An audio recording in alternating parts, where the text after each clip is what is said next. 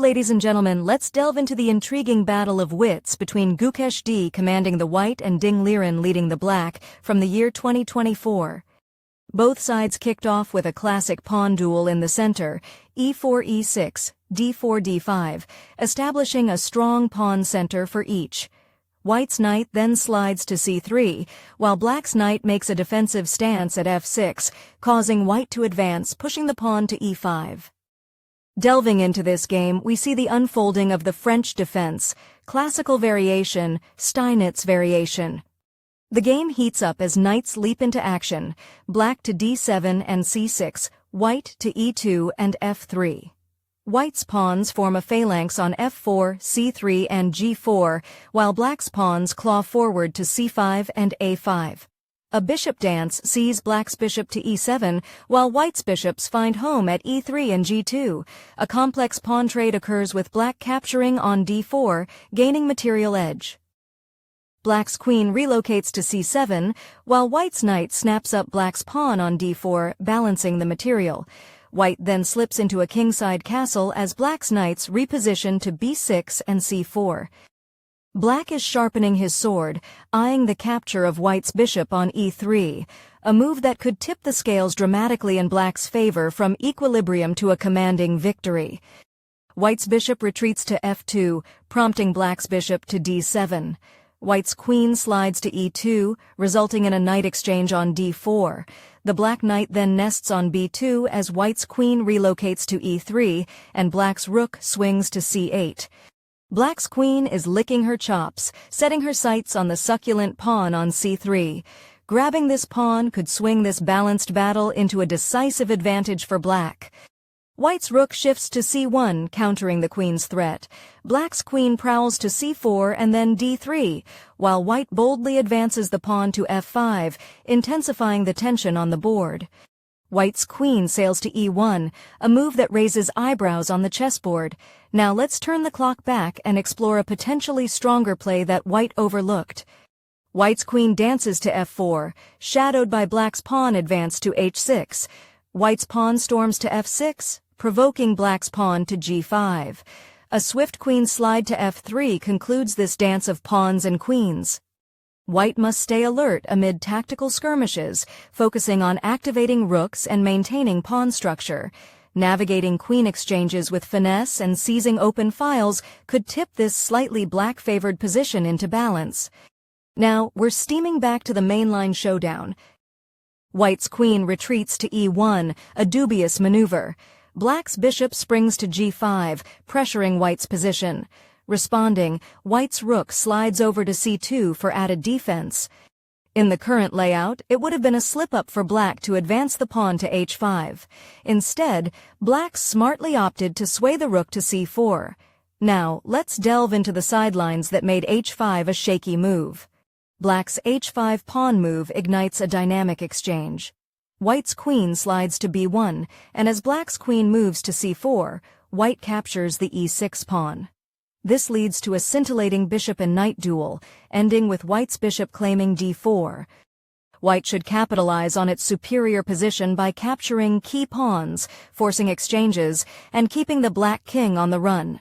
Active piece mobility coupled with tactical precision can cement white's advantage. Let's now delve into the game's actual continuation. Black's rook strikes out to c4, countered by white's h4 pawn push. Black responds, positioning the bishop to f4, adding tension to the center of the board. In the current setup, white would have blundered by trotting the king to h1. Instead, the queen smartly slid to b1. Let's now explore the overlooked dangers of the h1 move. Venturing into dangerous territory, the white king sidesteps to h1, inviting black's rook to seize the knight. White's queen sprints to b1, while the black bishop relocates to a4. A risky rook capture by white triggers a cascade of exchanges, including an audacious queen trade-off. Amidst the chaos, a black bishop infiltrates to c1, while pawns take center stage in a fierce battle leading to white's bishop capturing b7. Now black holds the reins. Black, in a dominant position, should capitalize on its kingside security to initiate bishop exchanges and pawn advancement, creating tension and forcing white into defensive posturing. We're now circling back to the main line. White's queen strides to b1, preparing to counter any aggressive designs from black. The board is tense and the next move critical. White's plotting a dangerous gambit, eyeing a daring capture of black's knight on b2. If executed, it could abruptly swing the game, turning white from underdog to victor. The black rook swoops down, capturing white's pawn on c3, shifting the advantage in black's favor. Now, white must respond thoughtfully. Black has a lethal plan brewing, with the bishop eyeing a formidable leap to e3. If executed, it could spell doom for white, catapulting black to victory. White's rook boldly captures black's rook on c3, but black retorts swiftly, capturing white's rook with their queen. The tension escalates as the game progresses. Black's bishop is ready to launch a deadly assault by seizing e3. If it succeeds, it may turn the tables, giving black a commanding lead.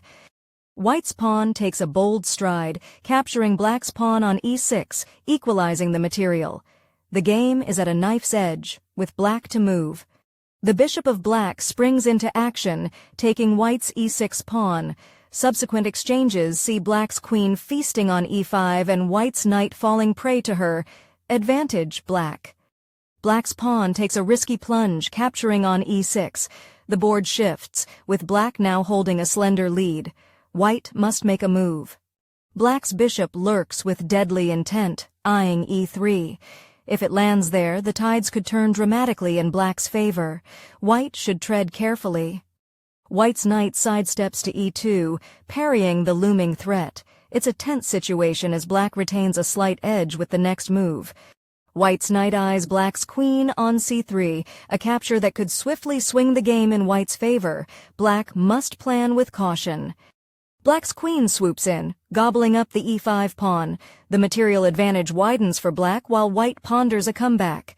Black's queen, poised on e5, sets her sights on white's knight at e2, a move that could shift the scales dramatically in black's favor.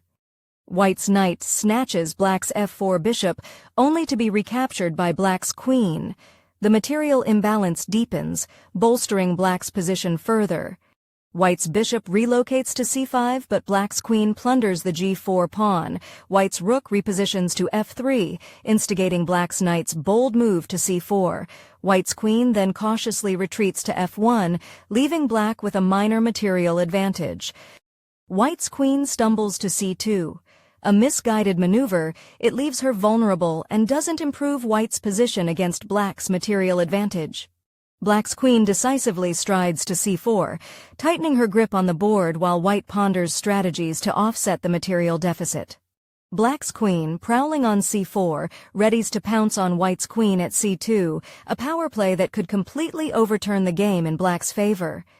White's queen retreats to d2, sidestepping the impending threat from black's queen, leaving the board tense with black's slight material advantage.